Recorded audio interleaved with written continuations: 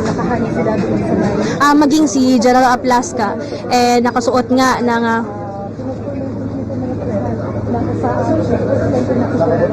Ayan. Nakikita natin si General Aplasca na nakasuot ng bulletproof. Nilalagyan siya ng mga kasama niyang taga-OSA, tutulungan siya, maging nandito na rin yung mga Marines.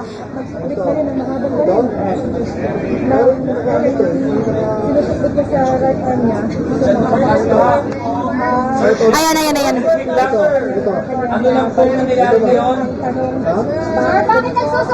Ayan, nakikita natin na nakasuot ng bulletproof itong si General Aplasca. Hinihingan natin yung kanyang nagre-request sa kanya ng interview para alam lang natin kung ano yung mangyayari at ano yung susunod na gagawin nila. Nakikita natin yung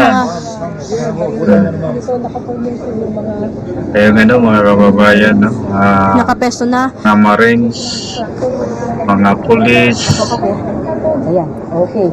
Alright. Ayan, nakikita natin si General Aplasca, kaharap niya yung mga Marines na nagbibigay siya ng instruction. Lahat sila nakasuot ng mga bulletproof. Ito si General Aplasca lang ay hindi nakadala. May dalag. Kuya, wala na po akong nakikita, katawan nyo na to. Ayan nga, kinakasa na nga nila yung mga baril na maging si General Aplasca ay may hawak din baril. Ayan. Yan, sir. First time ito nangyayari ngayon sa unit. Sir, ayan, nakikita natin mga Kasi kapartners siguro, mo restuhin ba daw si Senator Bato? sino kasi kasama. Ayan, nakikita natin, pasok ako please, mga polis. Ayan, nakikita natin yung mga ni General Aplasca. Yun. Ayan. Diyan po sa loob po ito ng Senado. Hindi pa natin alam kung saan ito papunta. Balikan natin ulit si... Ayan, Admar, nakita natin si General Aplasca. Ayan, nagtakbuhan mga kababayan. Hala. Sila naka-bulletproof, Admar. Sabi ito pupunta. Ayan, nagtakbuhan. Sabi nito. Nagkatakot na. Ang singit na yun. Ano ba nangyayari sa Pilipinas, mga kababayan? Nagdala ng mga baril. Sino ba ang hulihin nila? Si Senator Bato na ba? Na may isang opisina. Nagdalang pulis, mga kababayan. Nagdalang pulis. Kasama yung mga Marines, pati yung mga miyembro. May umaharang. Lahat sila nakasuot ng bulletproof, mga kapartners. Hindi na nga kami pwedeng lumapit doon sa area kung saan sila kung saan sila pumunta, Admar.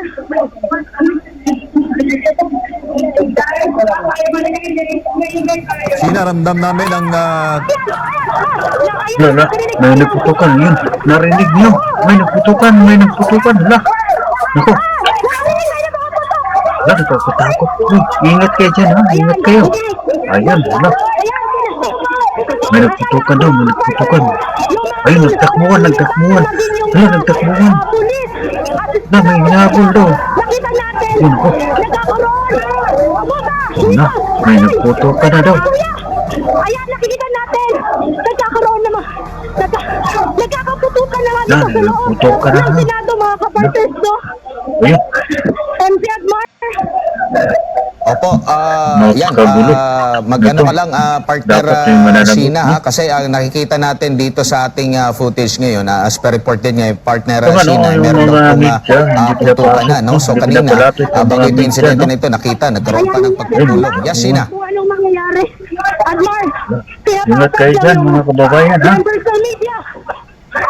Dahil nga nagkakaputukan dito sa loob ng Gano'n Senado. mga kababayan, ito ang sitwasyon ngayon dyan sa Senado. So nakikita natin kanina mismo ang nakita natin sa video ay talagang ng USAA, ang Senate Sergeant at Arms ay naka bulletproof na rin, ops. Meron nakikita ng flash ng baril, no?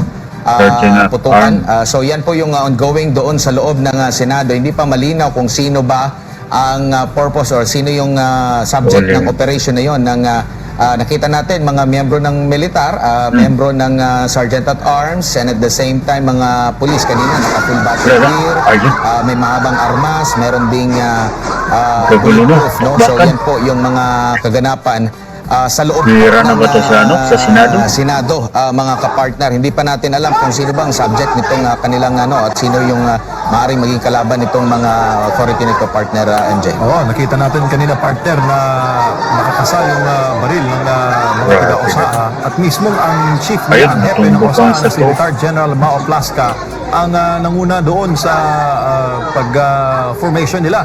At sa ating pong feed na napapanood ngayon, nakakagulo ang media at sila po ay pinapadistansya ng OSAA para madamay, partner, sa mga commotion dyan sa loob ng station.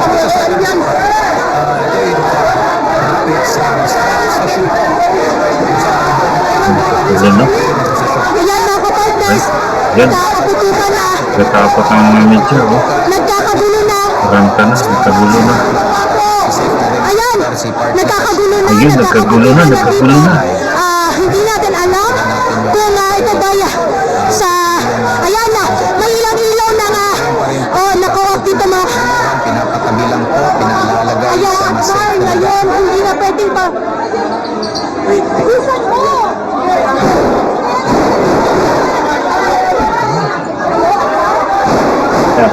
Na.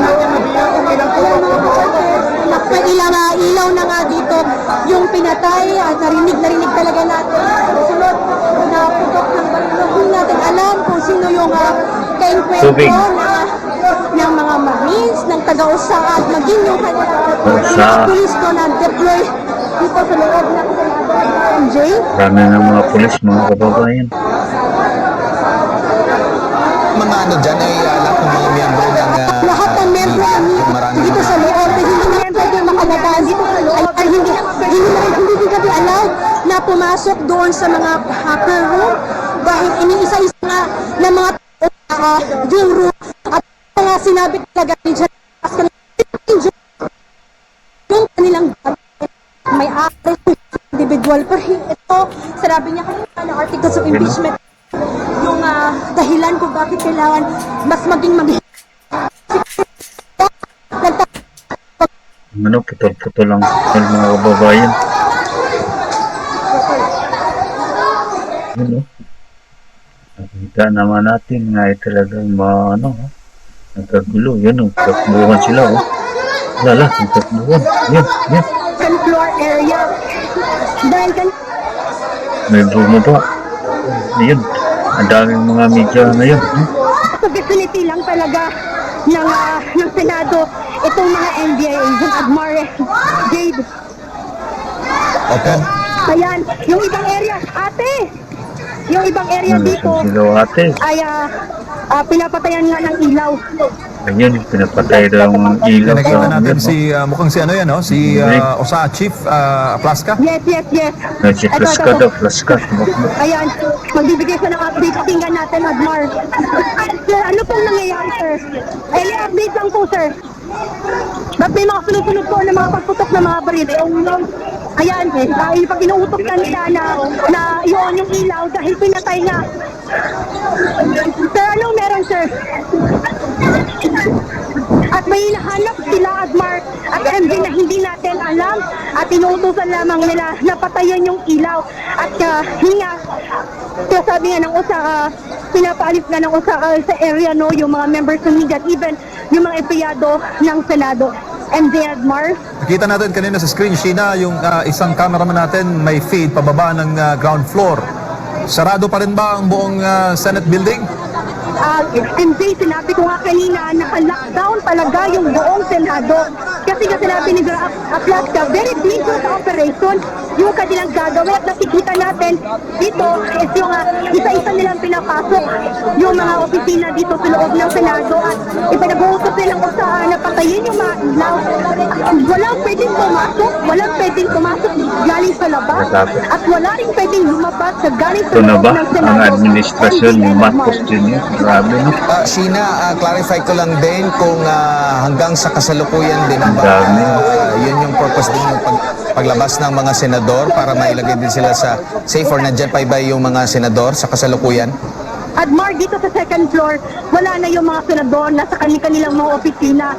Pero hindi pa lumabas sa opisina itong si SP Cayetano. Sa second floor, andyan ba yung plenaryo? Admar, dito sa second floor, nandito malapit yung plenary o yung session hall. Pero yung yung area kung saan yung OSAA, dito yung sumulong area kung saan ginaganap yung mga presko ng mga senador. Dito din yung Senator Jose P. Laurel Room.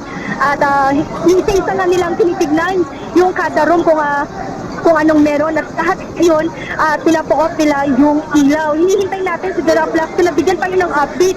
Dahil sasanabi nga yung nangyayari ngayon dito, yung kaguluhan. Kasi lahat sila nakasuot ng bulletproof.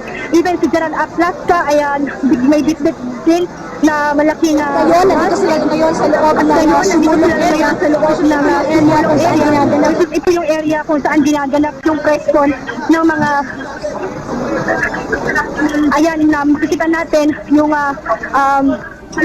nasa loob ng sumulong area itong sila General Ablasca at ibang matagaw-saan mga miyembro ng USAID. Hindi natin alam kung sino yung nasa loob, kung sino yung kinakausap nila, sino yung hinahanap nilang tao. Basta alam lang natin kanina nagkaputukan, duhan yung mga tagaw-saan. Yung kanina yung area kung saan una nagputukan Admar at MG, doon pa rin yung mga Marines. May nakikita nga tayo mga reason na nakadapa, hindi lang masyadong hagip sa camera kasi nga madilim, kumbaga naka-off yung ilaw at ilang ilaw lamang yung naka-open. May nakikita tayo Marines, doon mga kapartners na sa area pa rin na nakatutok yung kanilang baril doon sa area kung saan nagkaroon ng putukan. MJ Admar? Partner, sina si Master Judea, no? Ito ba lugar kung saan nagkaroon ng putukan, dito rin ba naririnig yung mga umano'y nagbabarena ng dingding? Master Judea? Dito ba sa nangyaring putukan, sa lugar kung saan nangyari yung putukan, dito rin ba naririnig kung saan merong nagbabarena ng dingding? Ayan yung kailangan natin alamin, Master Judea, kasi yung informasyon lang sa atin is may dangerous operation ng teatro, nagkaputukan yung sasabi nila na nagbabarena ng dingding. Posible, yan yung hinahanap nila. Posible, yan din yung dahilan kung bakit nakasuot sila ng mga bulletproof, may dalang mga armas. Ngayon, mga kapartners, pinapa-attract na yung mga miyembro ng media. Ano? Ayan, yung sa kwarto sa dulo ay kwarto sa dulo ay tinicheck na ng mga Marines at o sa yung media office kung saan tayo nakastay ay check na rin ng OSA at Marines. Master Judea? Alright, so